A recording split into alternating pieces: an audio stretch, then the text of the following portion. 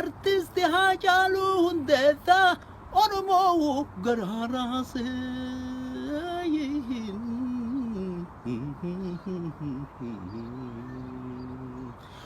Oromoo diinni qoodee gargarii faffacaasee mataa walit dachaase.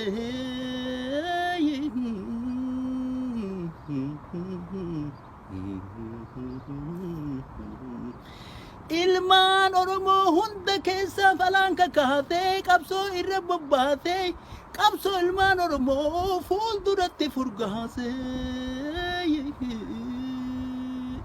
Du'a artistii kanaa miidiyaan bebbeekamoon Rooyitarsii fi BBC'n Aljaziiraan addunyaadhaaf gabaase.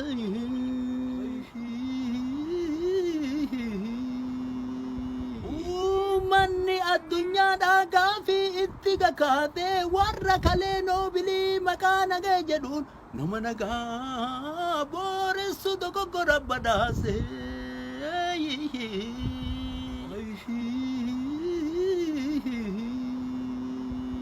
Biyyoo san dhageenyaan ija lamaan babaatee hulaan kadhaa cufamte qabsoo itti finiinsaa fincaan ofirra yaase.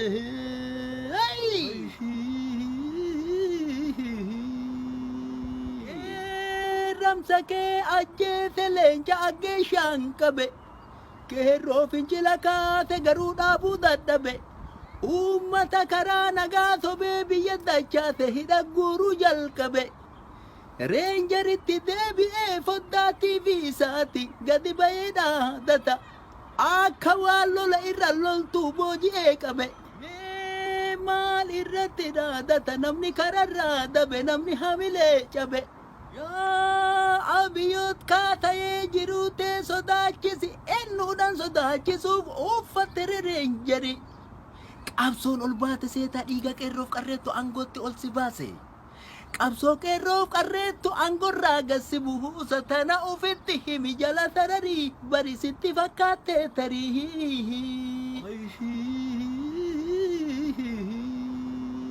Harkaan uummata kaate jiruuf jireenya kan kee keessa galchite gaafi carraa sadiin qabda sadiin keessaa filadhu.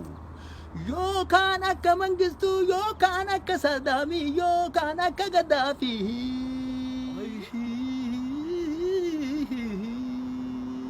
Gaafee maastar pilaanii ibiddi gichii ka'e Oromiyaa wal gahe.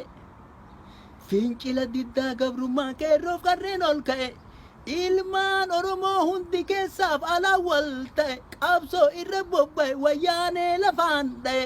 Ibiddi amboo ka'es taphatti dhaamuun ta'u hanga gaafiin Oromoo hundisaa galma gayu hanga Jawaar Muhammad hanga Baqqalaa Garbaa hanga Hamzaa Booranaa hanga Abdii Raggaasaa hanga Dajanee Xahaafa hanga ilmaan Oromoo hundisaa hidhaa ba'u hanga sirra naftanyaa buqqisee lafaan dhahu.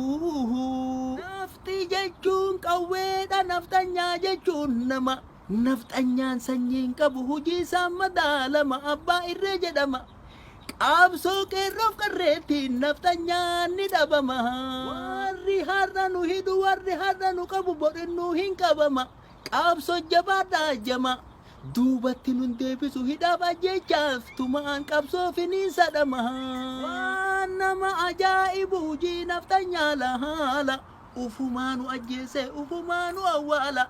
Dabanurra dalage deebisee nurra faala qeerroof qarree ajjeese hinjifannoo sahala akka ufii godhee dhaala humna qawwee abdatee nu sodaachisu yaala.